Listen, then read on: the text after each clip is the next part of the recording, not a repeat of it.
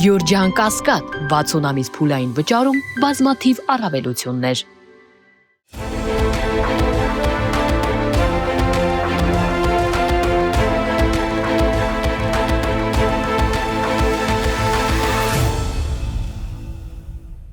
Բարև ձեզ, մեդիահաբի հարգելի հետևորդներ, եւ այսպես շատերը կհիշեն, որ 2020 թվականի դեկտեմբերին, այսինքն 44-օրյա պատերազմից հետո Նիկոլ Փաշինյանը հանրությանը կոչ արեց դուրս գալ վրեժի։ Եկել է քաղաքացու վրեժի ժամանակը, իր հերթական լայվերից մեկում հայտարարեց Փաշինյանը։ Սակայն քաղաքացիները ըստ Փաշինյանի հորդորի պետք է դուրս գային վրեժի ոչ թե արտաքին թշնամիների դեմ, ոչ թե Արցախը օկուպացրած ադրբեջանցիների դեմ, այլ Հայաստանի Հանրապետության քաղաքացիների, այն քաղաքացիների, որոնք չհամակերպվելով պարտության, չհամակերպվելով Արցախի կորստի հետ, դուրս էին եկել փողոցները եւ պահանջում էին Նիկոլ Փաշինյանի հեռացումը։ Ահա Նիկոլ Փաշինյանը պատրաստ էր ներքին բախումներ հրահրելու, ընդհուպ քաղաքացիական պատերազմ հրահրելու գնով պահել իր իշխանությունը։ 2020 թվականից անցել է շուրջ 6 տարի, սակայն Նիկոլ Փաշինյանի գործելավոճում ոչինչ չի փոխվել։ Իր հերթական ֆեյսբուքյան լայվերից մեկում նա քաղաքացիներին կոչ արեց, որպեսզի այսուհետ բոլոր նրանք իր ձևակերպմամբ, որոնք որ իրենց համարում են եկեղեցու բարեփոխիչներ, կիրակի օրերը գնան պատարակների եւ քահանաներին համոզեն, որպեսզի նրանք զեղչեն պատարակի ընթացքում վեհափառի անունը։ Իհարկե Նիկոլ Փաշինյանը այդ ամենը ձևակերպեց, որ պետք է քրիստոնեական սիրով եւ համոզչությամբ մոտենալ քահանաներին, համոզել նրանց, չգիտեմ, բացատրել, հորդորել եւ այլն եւ այլն։ Սակայն ինչ քրիստոնեական սեր կարելի է սպասել նրանցից, որոնք օրինակ բարձրանում են կաթողիկոսի շիրիմին, ովքեր որ հայհոյում են եկեղեցու բակում, ովքեր հարվածում են եկեղեցու դռանը, առավել ևս քրիստոնեական սիրով չեն անարգում վեհափառին եւ այլ սրբազանների։ Եվ ահա Նիկոլ Փաշինյանը հիմա հորդորում է քաղաքացիներին, որպեսզի նրանք գնան եկեղեցիներ եւ քահանաներին, ել եմ կրկնում, Նիկոլ Փաշինյանի ձևակերպմամբ համոզեն, որպեսզի քահանաները պատարակի ընթացքում զեղչեն վեհափառի անունը։ Կասկածից վեր է, որ այս կիրակի եւ այդ անպայման տարատեսակ անկենսագիրներ, տարատեսակ կասկածելի երևույթներ, որոնք խնդիրներ ունեն իրենց վարքի ու բարքի, պահվածքի, խոսքի ու դաստիարակության հետ, անպայման մտնելու են եկեղեցիներ եւ ոչ թե հորդորեն, այլ պարզապես ստիպեն, փորձեն ստիպել քահանաներին, որպեսզի նրանք վեհափառի անունը չասեն։ Այլ խոսքով Նիկոլ Փաշինյանը հրահանգեց եկեղեցիներում դիմել սադրանքների, հրահրել բախումներ։ Միանշանակ բախումների ժամանակ ամբողջ պատասխանատվությունը ընկնելու է այն քահանաների վրա, որոնք որ կհրաժարվեն կատարել տարբեր խաժամուժի պահանջը, այն է զեղչել վեհափառի անունը։ Եվ միանշանակ հրաժարումից հետո անպայմանորեն հաջորդելու է սադրանքը, հաջորդելու է բախումը ու հենց եկեղեցու ներսում։ Դրա համար սադրիչները արդեն ունեն, այսպես ասած, օրենքով իրենց տրված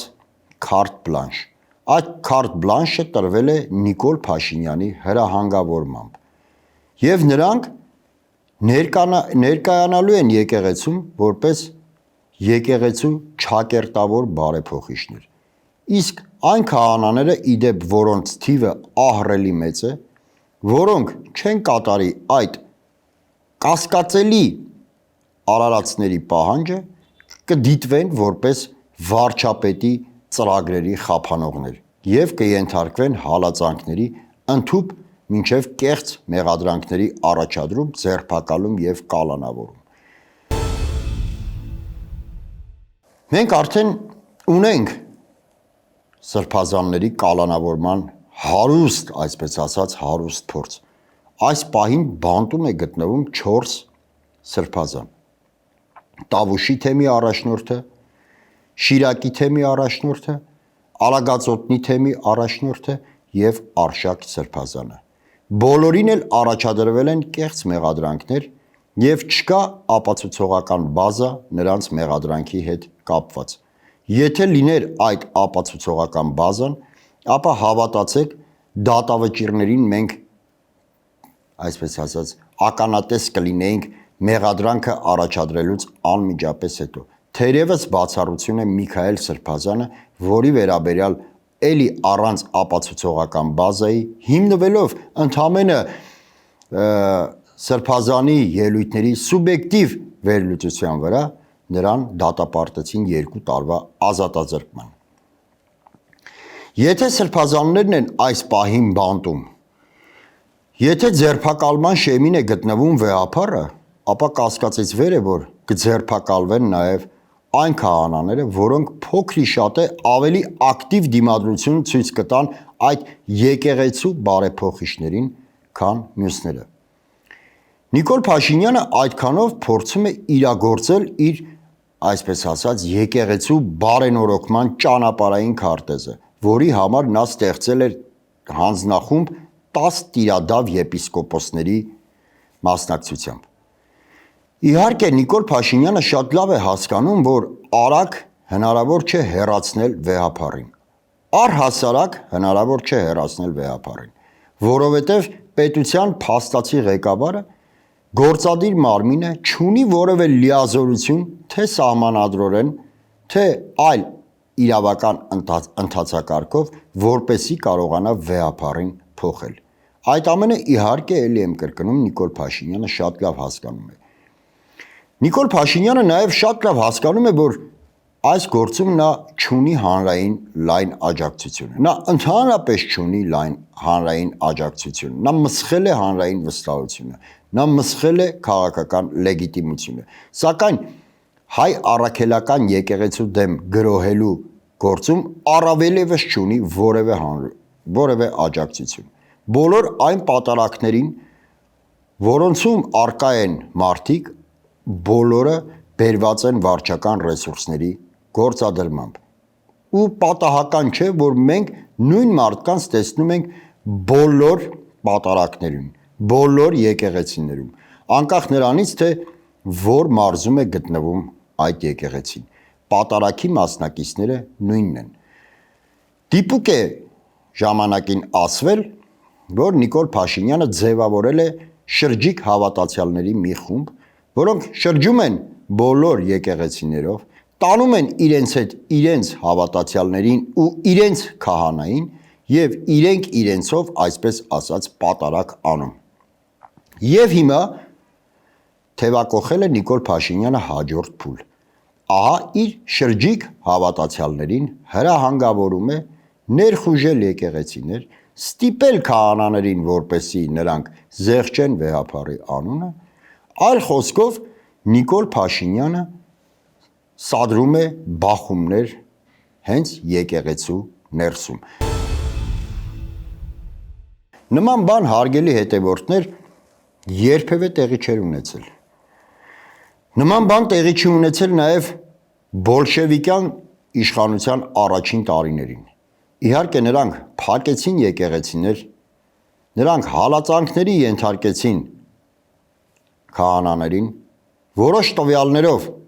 սպանեցին վեհափառին, սակայն որպեսի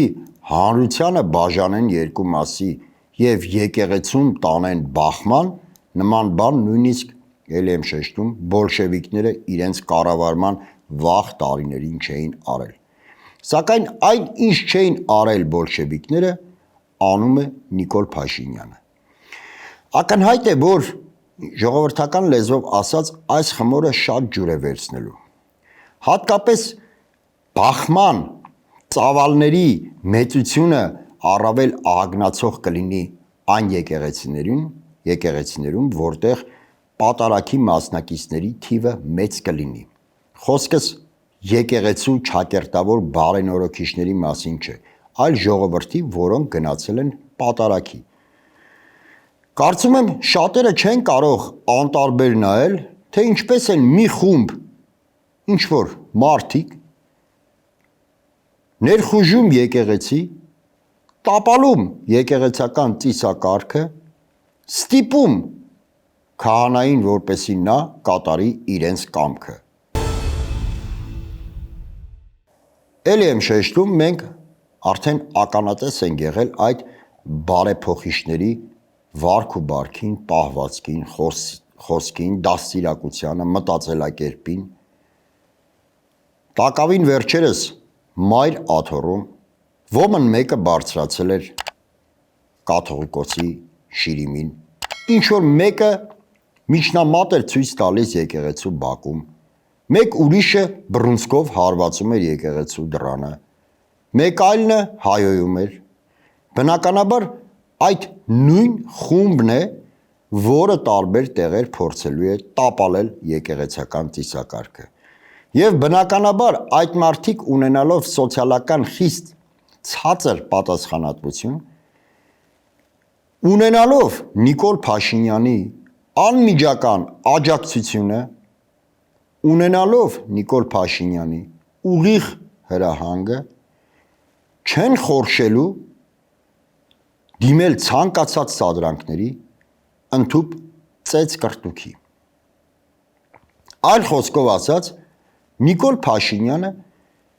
ոմանց հրահանգավորում է, որպեսզի նրանք խախտեն սահմանադրությունը, խախտեն օրենքները ու վստահ լինեն, որ այդ ամենի համար իրենք չեն պատժվելու։ Ավելին, կպատժվեն բոլոր նրանք, ովքեր կսաստեն իրավախախտներին, ովքեր կփորձեն պահպանել սահմանադրական կարգը, ովքեր կփորձեն պահել իրավունքները, կպատժվեն այն քահանաները, ովքեր կառաջնորդվեն եկեղեցական կանոնագրքով։ Ահա սա է, հարգելի հետևորդներ, Նիկոլ Փաշինյանի լայվի բովանդակությունը ու նպատակը։ Մնացածը քրիստոնեական սիրով հորդոր, համոզչությամբ, չգիտեմ, համոզել, գրավել, հորդորել, չգիտեմ, ինչ, այդ բոլորը դատարկ խոսքեր են, հավատացեք, հարգելի հետևորդներ, դատարկ խոսքեր։ Իսկ բուն նպատակը հենց եկեղեցու ներսում սադրանք հրահարելն է։ Այլ խոսքով Նիկոլ Փաշինյանը գնում է ուղիղ բախման, հասարակությանը կիսում է հերթական անգամ սև ու սպիտակի եւ հորդորում բախվել հենց եկեղեցու բակում։ Այսօր այսքանը, շնորհակալ եմ, կհանդիպենք։